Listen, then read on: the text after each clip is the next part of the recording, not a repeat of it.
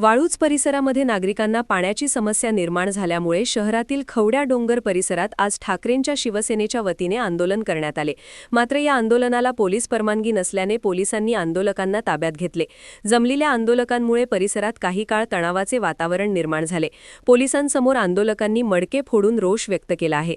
पोलिसांनी अनेक आंदोलकांना ताब्यात घेतले।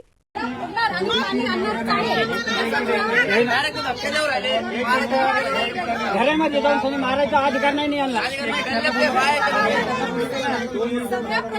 कोणी बोलू नका।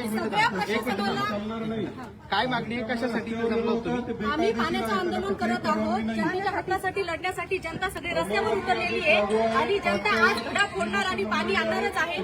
आम्ही प्रशासनाला बऱ्याच दिवसापूर्वी निवेदन दिलेलं आहे, त्यांनी त्याच्यावर कुठलीही ऍक्शन न घेतल्यामुळे जनता रस्त्यावर उतरलेली आहे आणि ती आज घडा फोडणार आणि आंदोलन करणार म्हणजे करणार। पोलिसांचं म्हणणं आहे की तुमच्याकडे कुठलीही परवानगी नाही, तुम्ही बेकायदेशीर परवानगी नाहीये, पण आमची जनतेचं समाधान झालेलं नाहीये ना। जनतेचं समाधान होण्यासाठी त्यांनी काहीतरी पाठपुरावा करायला हवा होता आणि त्यानंतर जनता बाहेर उतरलेली आहे। जर त्यांचं समाधान झालं असतं तर जनता रस्त्यावर आज उतरली नसती। ते त्यांच्या हक्कासाठी न्यायासाठी तुम्ही लढतात। परवानगी काढली नाही याच्यासाठी? परवानगी नाही, आम्ही निवेदन दिलेलं आहे सरकारला। बरं, आता तुमची पुढची काय भूमिका आहे?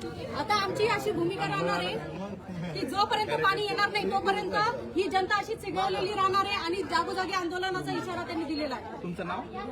जिल्हा परिषद सदस्य ललिता सुरेश सोनवणे। कुठल्याही प्रकारची परवानगी